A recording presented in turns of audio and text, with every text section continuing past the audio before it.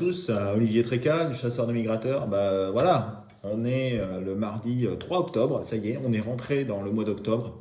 Le fameux mois d'octobre qui est souvent un mois avec beaucoup de migration. Alors, pas forcément de canards, mais c'est vraiment le mois de la migration avec les pigeons commencent à arriver, les bécasses, les grives musiciennes, les grives mauvisses, quelques litornes, les merles,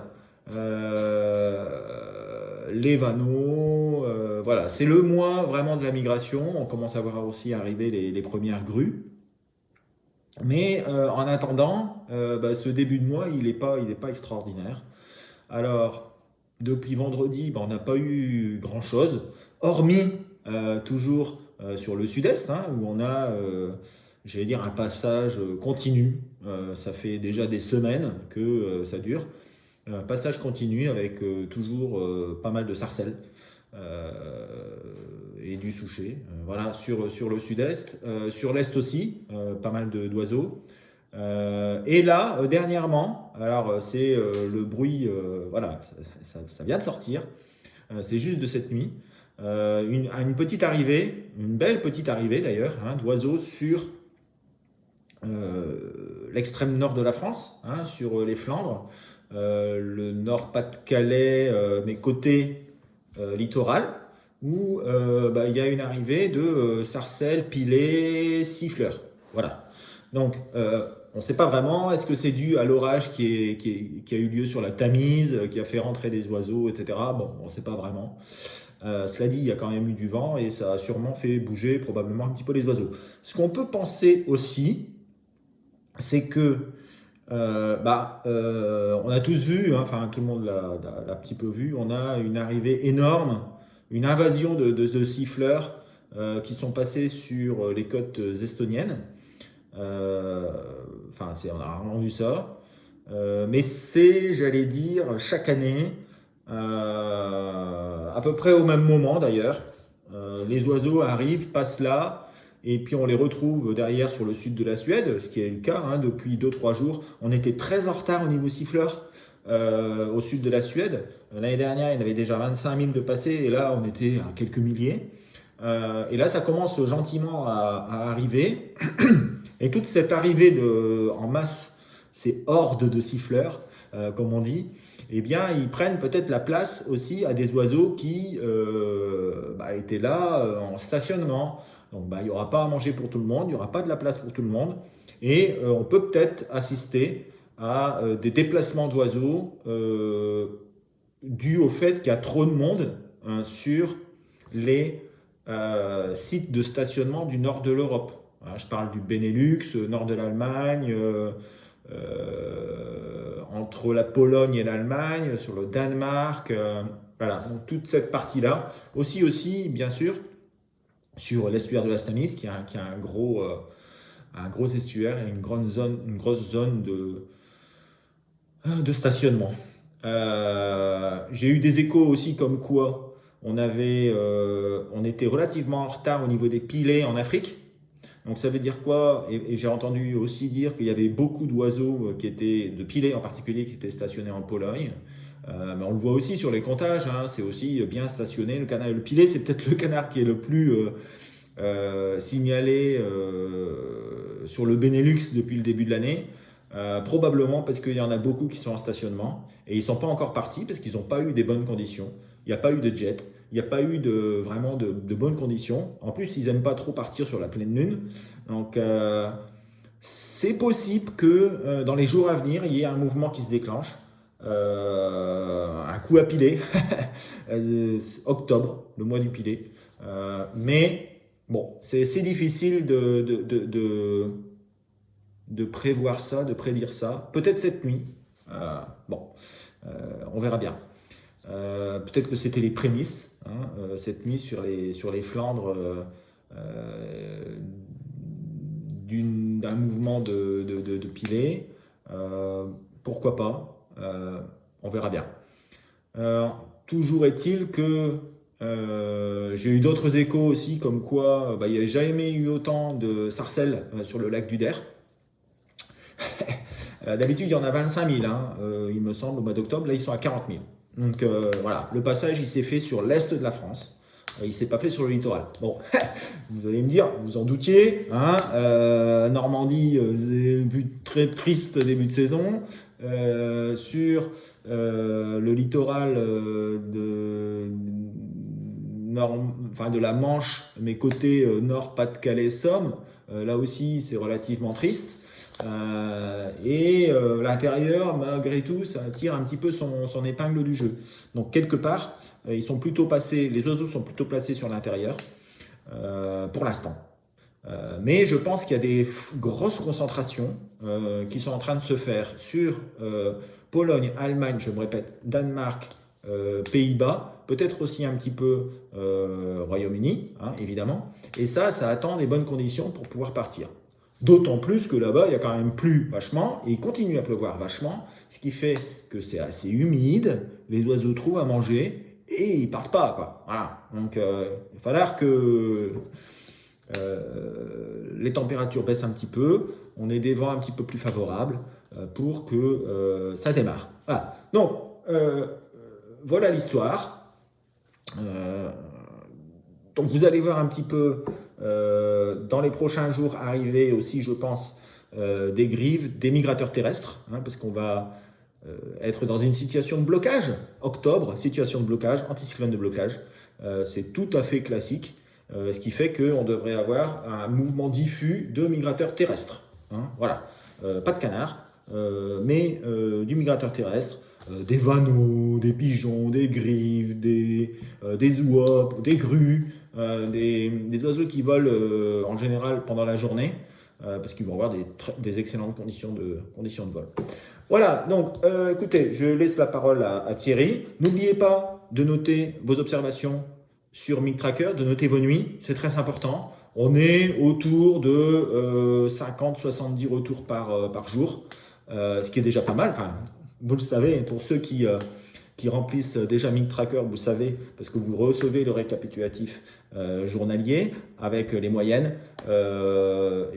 C'est toujours très très important de nous renseigner ça pour nous donner des meilleures bases et pour être encore plus précis dans les années à venir.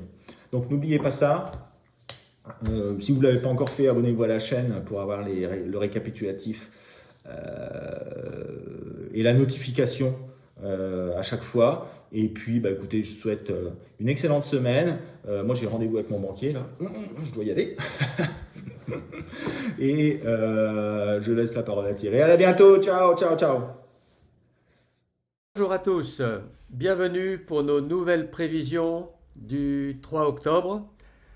Et donc on va faire comme d'habitude, c'est-à-dire on va voir ce qu'il y a eu comme pause, comme capot, et puis bon, on va enchaîner sur les prévisions. On est sur une période qui n'a pas été sensationnelle. Il y a juste une chose que je voulais vous dire, c'est que cette nuit, il y a eu un gros orage sur la Tamise.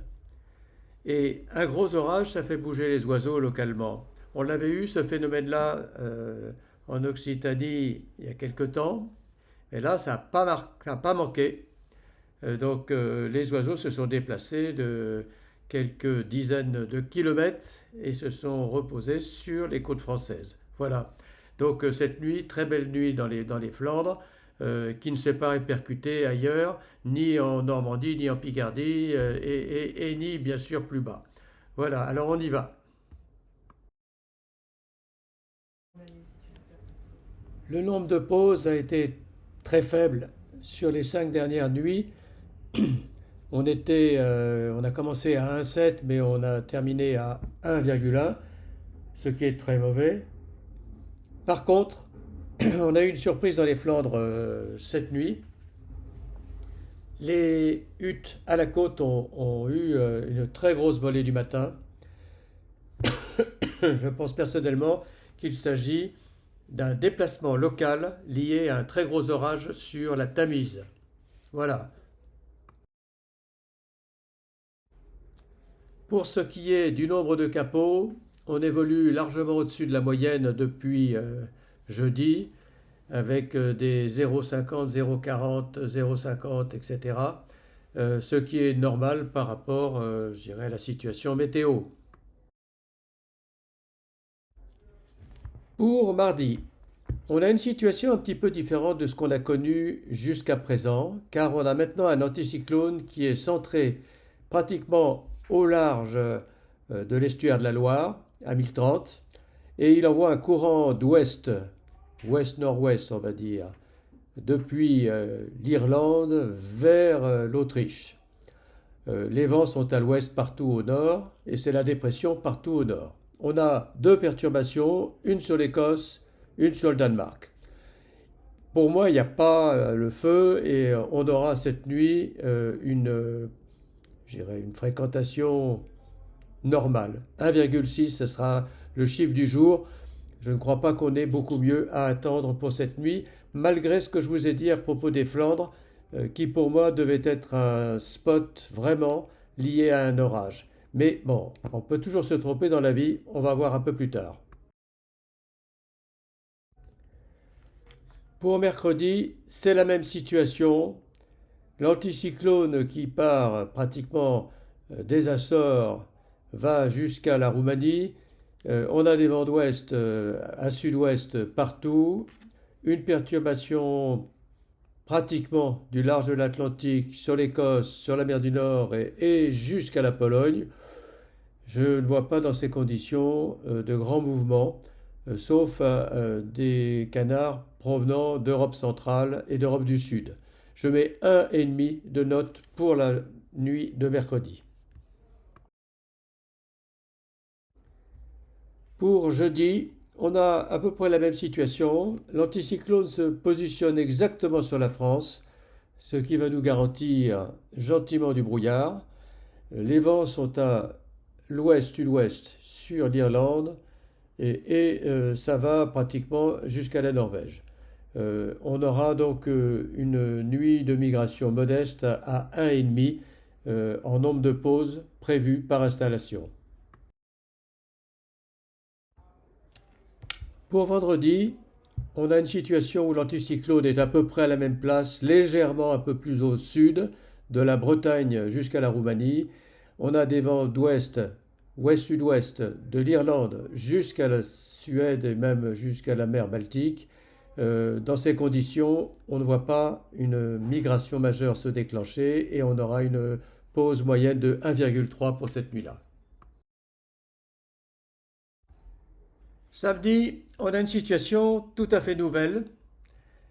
C'est peut-être un peu tôt pour parler de migration, mais on a une dorsale un petit peu trop placée à l'ouest et pas très costaud qui se place de l'Islande à l'Irlande.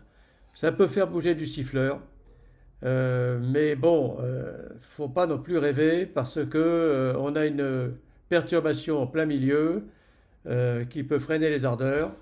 Je ne suis pas aussi optimiste que ça. On a surtout la dépression qui est là, très installée sur la Norvège, et on a des vents d'ouest pratiquement sur toute la mer du Nord, assez forts même, et donc ça ne va pas bouger du tout là-haut. Peut-être que cette dorsale qui se prépare pourra être une occasion pour la nuit de dimanche, mais il est encore un peu tôt pour en parler. Mais il y a un espoir pour que la nuit de dimanche soit vraiment une très bonne nuit. Mais bon, attendons voir pour vendredi avant de dire les choses. Alors je vais vous souhaiter une bonne bredouille pour cette semaine, j'espère bien sûr. Et puis donc à très bientôt. Au revoir. Bon, alors, qu'est-ce qui va se passer dans les jours à venir et quelle est la situation actuelle? Alors, la situation actuelle, c'est quoi? C'est une dépression énorme qui va du sud du Groenland jusqu'à la Sibérie. Et puis au sud, des hautes pressions. Donc là, on a des hautes pressions qui sont centrées sur le large de la Bretagne pour la nuit prochaine, avec un petit vent d'ouest, j'allais dire, sur le Benelux, qui va jusqu'à la Sibérie. Voilà, on a peut-être une petite descente possible d'Irlande, d'Angleterre sur la France. Probablement des grives de Grande-Bretagne aussi. Petit espoir aussi, un petit peu d'oiseaux qui pourraient partir du Der et des réserves de l'Est de la France vers la Camargue. Donc pour moi, il y a peut-être une possibilité de migration sur le nord-ouest et sur le sud-est. Ailleurs, c'est pas énorme. Alors, par contre là, je pense que ça devrait pas être terrible. Pourquoi pas? Attention, parce que on signale des pilets sur le nord de la France. Alors je sais pas si c'est quelque chose qui est vraiment nouveau. Ou alors si c'est les prémices d'une arrivée plus importante. Pour l'instant, en tout cas, les feux sont pas vraiment au vert. Mercredi à jeudi, on a un jet tout à fait intéressant vers le sud-est, hein, et on a des pressions qui viennent se centrer sur la Bretagne. On était au large de la Bretagne, les pressions elles se décalent vers l'est pour se centrer sur la France. Donc ça veut dire quoi? Ça veut dire qu'on va avoir du beau temps, ça veut dire qu'on devrait avoir aussi probablement du brouillard parce qu'on va avoir un ciel dégagé. Tout au nord du Benelux, eh bien, c'est dépressionnaire. Alors quand même, les pressions montent quand même jusqu'au Benelux, donc on ne sait pas vraiment ce qui va se passer. En tout cas, il pleut très fort sur le Danemark, il pleut très fort sur la Russie, il pleut sur la Grande-Bretagne. Donc pour moi, ce ne sont pas des conditions vraiment très favorables. Il peut y avoir un passage diffus. En tout cas, c'est bon pour les migrateurs terrestres, hein, les grives, les pigeons, hein, qui, eux, migrent a priori plutôt la journée. Hein, ils vont trouver des conditions favorables de vol, avec un temps dégagé, pas ou peu de vent. Si le vent il sera relativement favorable pour partir du Benelux vers les autres régions de France. Il se pourrait qu'on ait aussi, bien entendu, un mouvement d'oiseaux qui partent, et je parle surtout de migrateurs terrestres, mais ça peut être accompagné aussi de canards d'Europe centrale, hein, vers le sud-est de la France et la Méditerranée en général. On a de nouveau des bonnes conditions. Jeudi, vendredi, ça se bloque. Ça veut dire qu'on commence à avoir le verrou. Les pressions, elles se centrent sur la France, elles ne se dégagent pas vers l'est. Et on a toujours le défilé des dépressions sur le nord de l'Europe. Donc c'est pareil, on a toujours un temps et un ciel dégagé sur, j'allais dire, toute la France, une partie du Benelux. Attention quand même, ça pourrait peut-être être intéressant. Migrateurs de jour, des pigeons, des grives, et puis des oiseaux qui partent vers le sud-est, toujours, avec sur la ligne Rhin-Rhône, des oiseaux des Pays-Bas, et même d'Allemagne, et même voilà, qui pourraient partir et arriver sur l'est du pays, le sud-est et le sud-ouest. Au nord, je ne pense pas que ce soit extraordinaire. Probablement quelques oiseaux, mais rien de bien formidable. Cela dit, je suis pas, c'est pas évident. Il faudra peut-être faire une mise à jour jeudi parce que si la dorsale elle monte un petit peu plus haut, ça pourrait faire qu'il y ait des oiseaux qui déclenchent. Hein. Attention, jeudi, ça peut être une nuit à surprise. Je vais là, en revoyant de nouveau la situation, je me dis que il y a peut-être une possibilité qu'il y ait quelques oies qui partent. Voilà, ça c'est sûr, mais aussi peut-être des canards. Vendredi à samedi, les pressions elles sont toujours à peu près au même endroit, mais elles augmentent un petit peu sur la Pologne, etc. Mais il y a quand même de la pluie qui arrive là-bas. Donc toujours pour moi, le jet est très bon pour le mouvement qui va vers la Méditerranée, vers la Corse. Donc pour moi, toujours un mouvement diffus intérieur avec du migrateur terrestre. Samedi à dimanche, attention, parce que là, on voit qu'il y a une dépression qui se place sur le Danemark, la mer du Nord, la mer Baltique. Et il y a un retour d'est donc d'Islande vers les îles britanniques. Donc on va avoir des oiseaux qui vont partir d'Islande.